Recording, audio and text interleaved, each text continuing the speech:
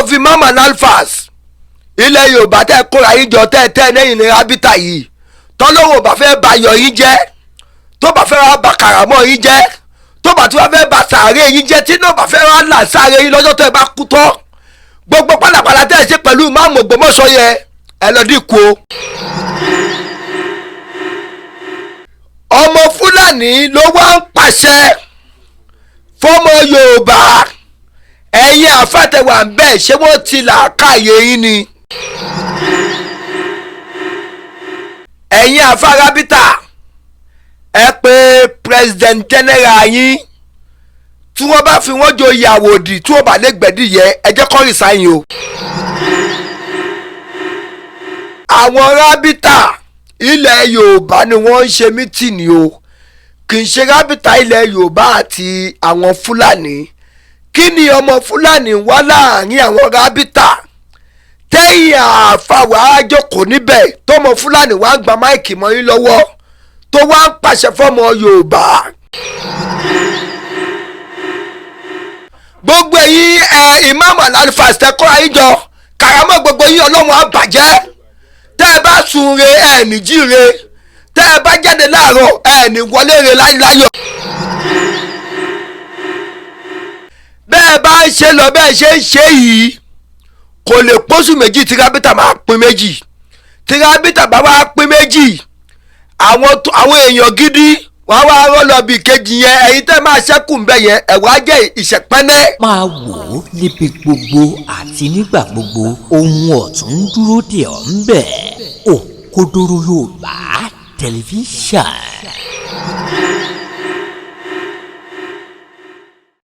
ẹ káàárọ̀ ẹ káàsán ẹ káalẹ́ ní ibi gbogbo tí ẹ ti ń wò wá ìkànnì Òkodoro Yorùbá tẹlifíṣàn ibẹ̀ gangan náà ni ẹ já sí abẹ́yìn arọ̀yìn láti lè máa tẹ̀lé wa lórí àwọn ìkànnì ayélujára wa gbogbo lórí Facebook a wà ní Cubase Master bracket Òkodoro Yorùbá tẹlifíṣàn TikTok Òkodoro Yorùbá tẹlifíṣàn Instagram Òkodoro Yorùbá tẹlifíṣàn lórí YouTube Òkodoro Yorùbá tẹlifíṣàn ẹ sì má gbàgbé láti tan notification button sílẹ̀ nítorí àwọn fọ́nrán mi tí ó máa jáde ẹ máa bá a like ẹ máa bá a comment kẹsẹ̀ máa bá a share ojú tẹ fún mi wá kò ní fọ́ etí tí ẹ fi ń gbọ́ wa kò ní di ẹ ṣeun bí ẹ ṣe ń tẹ̀lé wa ẹ̀yin èèyàn wa ẹ ti mọ̀ wá wípé ibi tí àwọn èèyàn bá ń lọ òun ni àwa náà máa lọ torí pé àwọn Yorùbá ní wèrè ènìyàn ló máa bájá lẹ́nu wò tó máa ní kí ló lé wọbẹ̀ ṣó fẹ́ lé ọmọ èèyàn wọbẹ̀ ni tó bá lé òkété wọbẹ̀ á lé ọ̀kọ̀rẹ́ wọbẹ̀ lórí ọ̀rọ̀ ìmáàmù Ògbómọ̀ṣọ́ Sheikh Dr. Tolia Yunisa Ayilara II ìmáàmù gbogbo ilẹ̀ Ògbómọ̀ṣọ́ tí bàbá wọn ní Morikas principal Morikas ní Agége níléeṣẹ́ búrẹ́dì Agége tí wọ́n sọ ọ̀rọ̀ kan sí tí wọ́n wá ń gbìyànjú láti mú ọmọ ológo kúrò ní orí àga torí ẹ̀ náà ni àṣewá ẹyẹyẹ wá abẹ̀yìn arọ̀yìn fọ́nrán yìí ẹ má bá a pín káàkiri kó lè délé kó lè dé oko ẹ ṣeun bí ẹ ṣe ń tẹ̀lé wa ẹ̀yin àǹfààní mo bá lẹ́jọ́ lẹ́nìí torí pé kì í ṣe gbogbo èèyàn ló máa ń rò ó pé ṣọ́rọ̀ tí mo fẹ́ sọ yìí ṣọ́rọ̀ yìí dáa àbí ọ̀rọ̀ yìí ò dáa ṣọ́rọ̀ yìí máa lẹ́yìn re àbí ọ̀rọ̀ yìí ò ní lẹ́yìn re ṣọ́rọ̀ yìí máa tàbùkù bà mí àbí ó máa gbé iyì bà mí lórí ọ̀rọ̀ tí Mudiru ọmọ Shehu Ádámọ̀ tó sọ lórí ìmáàmù àgbà ilẹ̀ Ògbómọ̀ṣọ́ Sheikh Dr. Tolia Yunisa Ayilara II tó sọ wípé ẹni tí ọba bá mú wá ni àwọn máa mọ̀ gẹ́gẹ́ bí ọba ṣé ẹ mọ̀ pé lórí fọ́nrán mi tí mo filẹ̀ kọjá bàbá yìí tó wà lágége lẹ́kọ̀ọ́ yìí àwọn ló sọ wípé kèfèrí ni àwa kìrìsìtẹ́nì kèfèrí àwa kìrìsìtẹ́nì yẹn náà ni wọ́n wá sọ pé àwọn ń retí kí kèfèrí yẹn mọ orúkọ wá orúkọ ìmáàmù tó jẹ́ ìmáàmù àgbà gbogbo mùsùlùmí tó wà ní ilẹ̀ Ògbómọ̀ṣọ́ lórí ìyẹn àkọ́kọ́ ẹ jẹ́ ká máa ronú sí i ẹlẹ́ẹ̀kejì bàbá yìí mo sọ nínú fọ́nrán tó kọjá pé bàbá yìí ní ilẹ̀ Ìlọrin o kì í ṣe ilẹ̀ Yorùbá ilẹ̀ Fúlàní ni náà ní ìsinyìí àwọn Rabitta ilẹ̀ Yorùbá ni wọ́n ń ṣe mítìnì o kì í ṣe Rabitta ilẹ̀ Yorùbá àti àwọn Fúlàní kí ni ọmọ Fúlàní wá láàrin àwọn Rabitta tẹ́yìn àfàwà àjọkọ̀ níbẹ̀ tọmọ Fúlàní wá gba máìkì mọ́ yín lọ́wọ́ tó wá ń pàṣẹ fọmọ Yorùbá àbí ká sọ pé gbogbo ẹ̀yin àfàtẹ̀wà bẹ́yẹn làákàyè yín òkun tó làákàyè yín ò pé ṣé ká wá sọ pé nígbà tí ọmọ Fúlàní yìí tó ń sọ̀rọ̀ nígbà yẹn pé ìmáàmù Ògbómọ̀ṣọ́ ẹni tí wọ́n bá mú wá tí ọmọ tí kèfèrí bá mú wá làwọn máa mọ̀ gẹ́gẹ́ bí Fúlàní ilẹ̀ Ògbómọ̀ṣọ́ mo wá ń sọ wípé ẹ̀yin ọmọ Yorùbá tẹ́ ẹ wà ń bẹ̀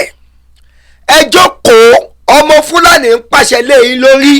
ó fẹ́ lé ọmọ Yorùbá kúrò lórí àga ẹ ṣèṣirò lé ẹlẹ́kẹta ni wípé ṣé ọmọ Fúlàní ló máa pàṣẹ fún wa nílẹ̀ Yorùbá ọmọ Fúlàní ó ń ba gbogbo ẹ̀ jẹ́ tó bá wà bàjẹ́ tó ọmọ Fúlàní tó jẹ́ mùdírù mọ́ríkàsì ní principal school Eyin Èkó yẹn níléeṣẹ́ búrẹ́dì torí pé àwọn ọmọ nǹkan tó ń ṣe ní Agége tó ju búrẹ́dì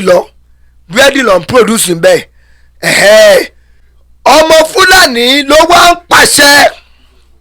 fọmọ Yorùbá ẹ̀yin àfàtẹ̀wà ń bẹ̀ ṣé wọ́n ti làákàyè yín ni ẹ̀yin àfàtẹ̀wà ń bẹ̀ ṣé ẹ̀ ò ní rònú ni nítorí pé làákàyè orí yín ó ti sùn ẹni tó dùn mí fún dùn bẹ́ẹ̀ òun ni president general yín ìmáàmù gbogbo Èkìtì Èkìtì ilẹ̀ Yorùbá gidi ni ilẹ̀ Yorùbá tó lámìlàaka nílẹ̀ Èkìtì ṣé kèfèrí náà ló mẹ́rin náà wá kó tó di kó fi ṣe ìmáàmù ẹ wò ẹ má jẹ́ ká fi ọ̀pá pọ̀lọpọ̀lọ péjò mùdírù yíyẹn tó jẹ́ ọmọ Ádámọ̀ ní bẹ́kìrì búrẹ́dì Èkó ó kàn máa dá wàhálà lẹ́ ni ogun máa dé ọ̀tẹ̀ máa dé fìtínà máa dé ẹ̀yin àfa Rabitta ẹ pé president general yín tí wọ́n bá fi wọ́n joyè àwòdì tí wọ́n bá lè gbẹ̀dì yẹ ẹ jẹ́ kó resign o nítorí pé wàhálà máa ṣẹlẹ̀ mùsùlùmí ilẹ̀ Yorùbá ó máa pín àsìkò tí gbogbo ẹ̀ máa di búlẹ̀búlẹ̀ ládé yìí president general ìmáàmù gbogbo Èkìtì ẹ lọ kọ́ lẹ̀lẹ́ ní o kẹ́fìdéètì ẹ̀sìn kẹ́ ní Òkodoro Yorùbá tẹlifíṣàn sọ nǹkan báyìí bẹ́ẹ̀ bá ń ṣe lọ bẹ́ẹ̀ ṣe ń ṣe yìí kò lè pósù méjì tí Rabitta máa pín méjì tí Rabitta bá wá pín méjì àwọn èèyàn gidi wọ́n wá rọ́ lọ bí kejì yẹn ẹ̀yin tẹ́ máa ṣẹ́kù ń bẹ̀ yẹn ẹ̀wá jẹ́ ìṣẹ̀pẹ́nẹ́ gbogbo ilẹ̀ Yorùbá wọ́n wá rọ́ lọ sí ibi tìbí yẹn ẹ̀yin tẹ́ wá wà níbi tìbí tẹ́ wà ń bẹ̀ tẹ́lẹ̀ ẹ wà ní jámọ̀ kankan torí pé gbogbo nǹkan tẹ́ ń ṣe yìí kò ní láàkáyè nínú ọ̀tẹ̀ lẹ́ ń ṣe ẹ wá lẹ́yìn àgbà àpapọ̀ League of Imam and Alifas kí lè ń fà ó lè níyìn oníjẹkújẹ nìyí àwọn ọmọ yín ṣolóṣó àwọn ọmọ yín ṣe yahoo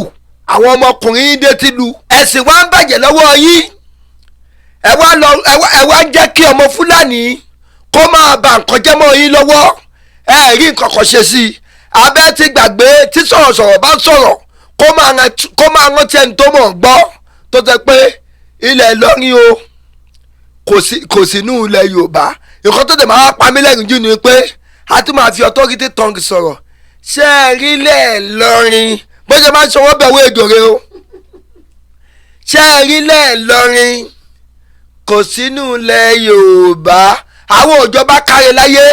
ó fi tiwọn kó bàtà wọn tó kù ọyà ayọ̀ Ìlọrin ọyọ kó nù ilẹ̀ Yorùbá abẹ́rí Kwara nù ilẹ̀ Yorùbá kò sí bẹ́ẹ̀ òun ló fìyà jẹ yín lọ yẹn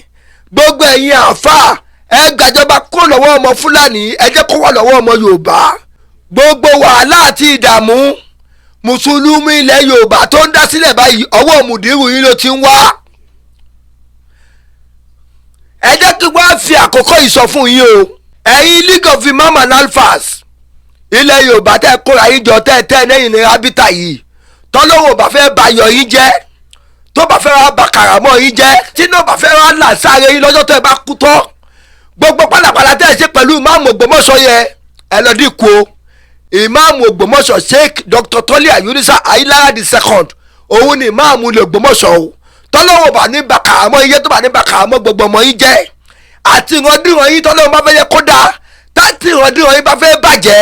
òun ni ká ẹ dúró lórí pẹ́fẹ́ yọ ìmáàmù Ògbómọ̀ṣọ́ o kò tẹ́ ẹ̀ sọ́gbọ́n ẹ̀ ìtọ́lọ́wọ́ máa bàkàmọ́ ẹ̀jẹ̀ wà nù yín kò sọ́nà tẹ́lẹ̀ gbégbà kẹ́ ẹ lọ́gùn ẹ̀ lódò méje kẹ́ ẹ wẹ gbogbo àbìlù tọ́ kẹ́ ẹ wẹ pé kúrò lára èpè tí mò ń ṣe yìí ó máa ṣe mọ́ yín lára o Karamo yín ọlọ́wọ́n bàjẹ́ ní Rabitta yẹn gbogbo yín ìmáàmù alálùfáà ṣẹ́kọ́ ayíjọ Karamo gbogbo yín ọlọ́wọ́n bàjẹ́ tẹ́ ẹ bá sùn re ẹ̀ ní jí re tẹ́ ẹ bá jáde láàárọ̀ ẹ̀ ní wọlé re láyọ̀ bó ṣe máa jẹ́ nìyẹn ẹ ṣe jẹ́jẹ́ o torí ẹ ti fẹ́ dógún lẹ̀ o ọlọ́wọ́n ò ní jẹ́ kó kúkú ṣẹlẹ̀ nílẹ̀ Yorùbá kò ní ju báyìí lọ Òkodoro Yorùbá tẹlifíṣàn ire o. Òkodoro Yorùbá tẹlifíṣàn.